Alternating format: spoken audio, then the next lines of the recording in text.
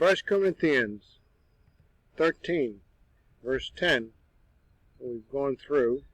Love never fails, but if there are gifts of prophecy, they will be done away. If there are tongues, they will cease.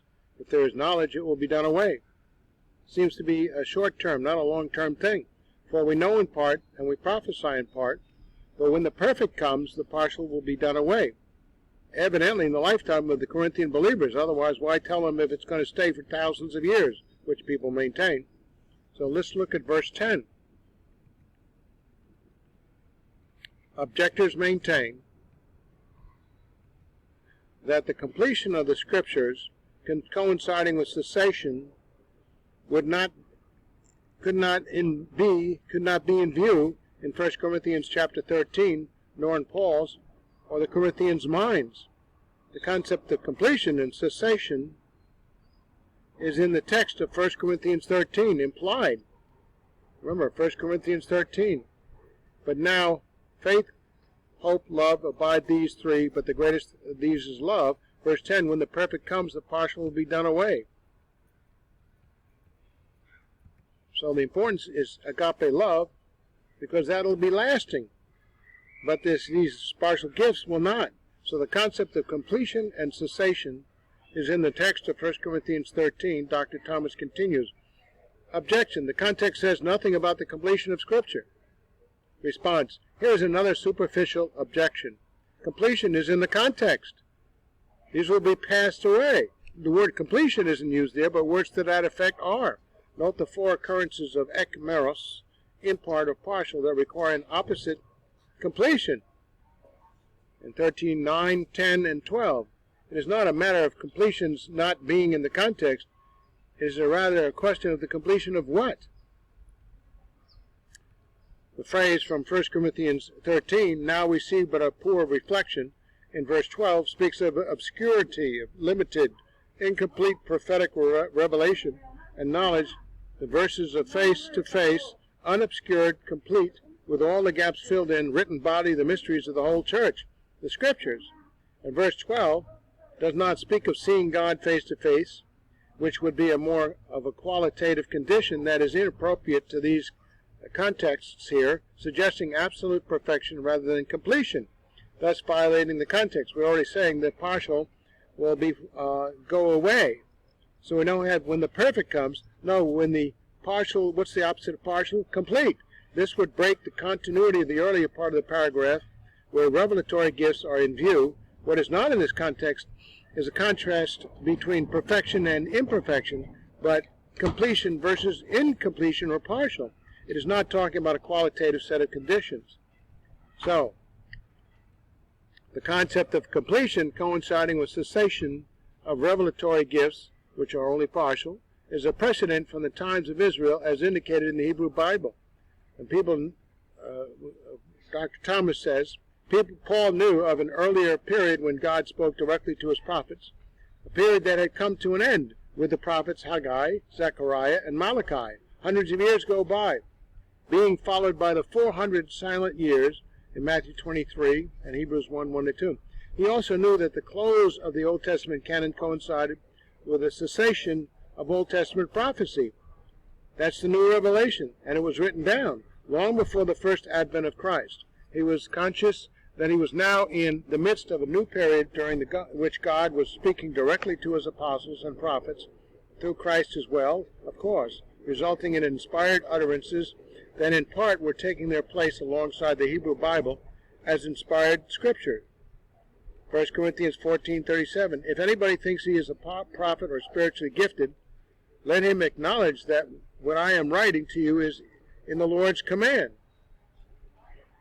2 Peter 3:15-16, bear in mind that our Lord's patience means salvation, just as our dear brother Paul also wrote you with the wisdom that God gave him. He writes the same way in all his letters, speaking in them of these matters.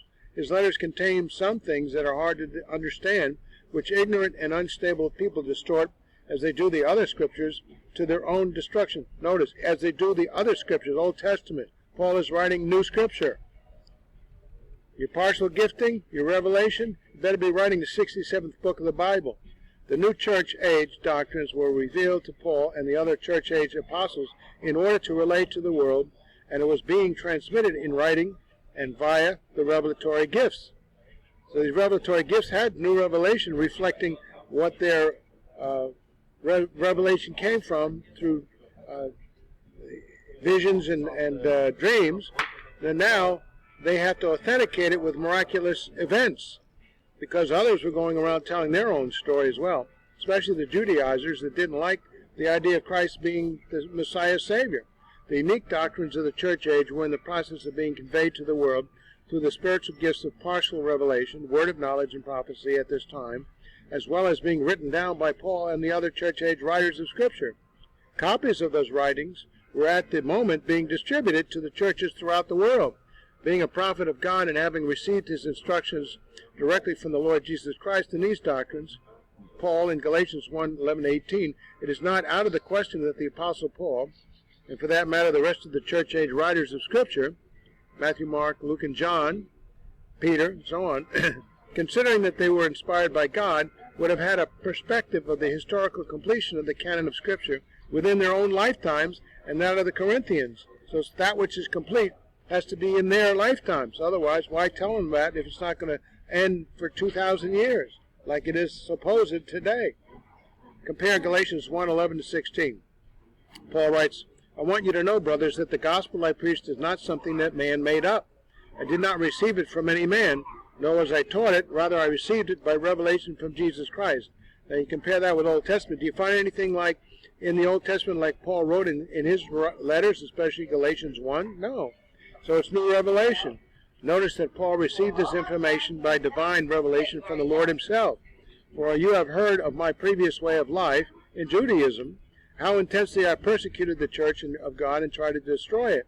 I was advancing in Judaism beyond many years, beyond many Jews of my own age, and was extremely zealous for the traditions of my fathers.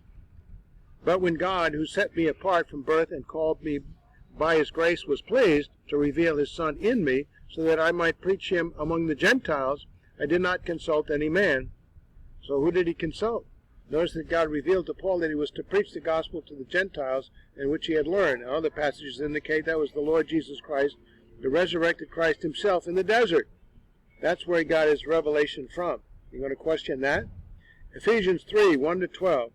For this reason I, Paul, the prisoner of Christ Jesus for the sake of you Gentiles, surely you have heard about the administration of God's grace that was given to me for you. That is the mystery made known to me by revelation. There it is. As I have already written briefly, in reading this, then, you will be able to understand my insight into the mystery of Christ, the church, which was not made known to men in other generations. It's new revelation, as it has now been revealed by the Spirit to God's holy apostles and prophets, not only himself, but those around him who were doing the same.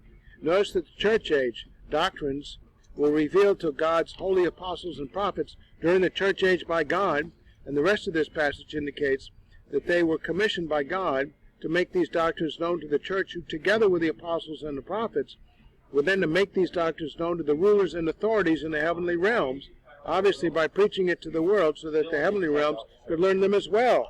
Interesting that Paul was a voice to the heavenly realms as well as on earth.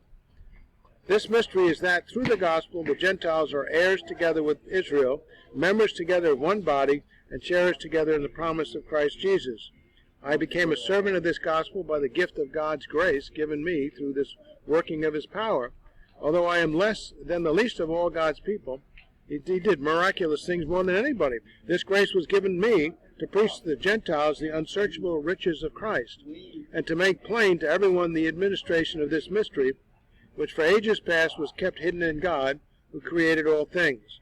So his intent was that now, through the church, the manifold wisdom of God should be made known to the rulers and authorities in the heavenly realms. Notice, the church has replaced Israel, not in the sense of his chosen people, but in the sense of being a broadcaster of these manifold wisdom of God through the church and the New Testament writings, according to his eternal purpose, which he accomplished in Christ Jesus our Lord.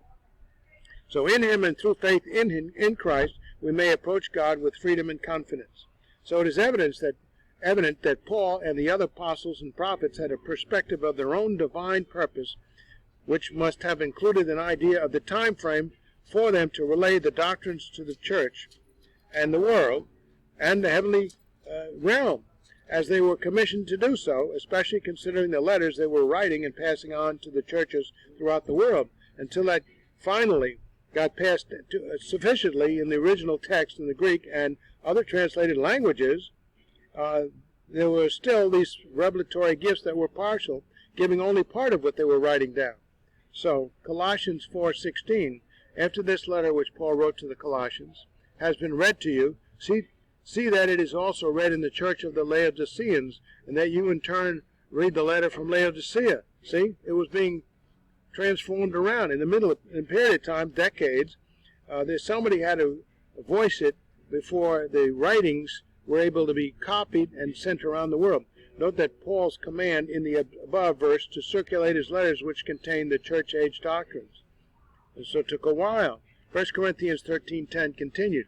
So, what we're looking at, when that which is complete, we found it, the partial, prophecy and word of knowledge will be done away with. Well, why wasn't it done away with? It was. Where's evidence of it later on, according to Scripture? 1 Corinthians 13 and 14 and elsewhere. History shows that the miraculous sign gifts have not been properly exercised, if at all, since the first century, and are therefore not authentic. You don't do it right, it's not the same thing.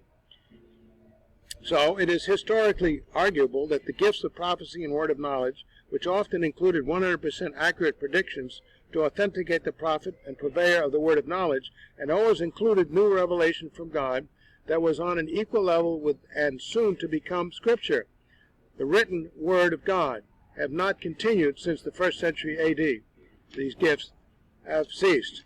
The exercise of these gifts since then has not been miraculous at all, but rather full of false predictions and false information that contradicted Scripture, or was characterized by an improper, non-expository rehashing of what was already revealed in the Bible. The true prophecies in the early church period were designed to be partial and not to be new revelations from God, eventually becoming part of the completed canon of Scripture via the writing of the additional 27 books in the Greek language by God's appointed authors, the apostles. So the true prophecies in the early church period were designed to be partial and to be new revelations from God, eventually becoming part of the completed canon of Scripture via the writing of the additional 27 books in the Greek language by God's appointed authors, the apostles. These gifts also phased out about the time that the miraculous gift of healing and other miraculous gifts phased out as well, and these were used to authenticate the person speaking of God's word, the new revelation about Christ in the 1st century. Note that the gift of healing, which was often used to authenticate the individual as God's chosen one to communicate revelation from God, required 100%, not 99%, not less, effective instantaneous curing of organic as well as other diseases, including raising from the dead, and it's not evident today. We don't need to even pray. You have that spiritual gift, you just go and heal.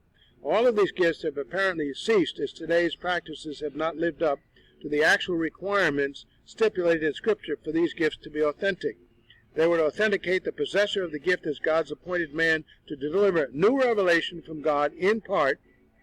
Didn't have the whole writings of all the authors of the 27 books yet, but he gave them in part. The first possibility that comes to mind that is complete, and therefore must be more than partial, which can be described as totalion, which is either the complete or the perfect, is the 27 books of the church age Scripture, right in the time frame of the Corinthians in the church. And the church age Scriptures were completed about the time the miraculous sign and wonder gifts phased out. Is also totalion is neuter in gender, satisfying the gender of totalion. So the 27 books of the church age Scriptures are neuter in gender, must be definitively ruled out, as well as one having to be definitively proved that the spiritual gifts of word and prophecy of knowledge, word of knowledge and prophecy, have not indeed historically ceased for thousands of years in order for the other possibilities of the millennium and eternity future to be in view. All these things have been ruled out. The overwhelming thing is the 27 books of the New Testament.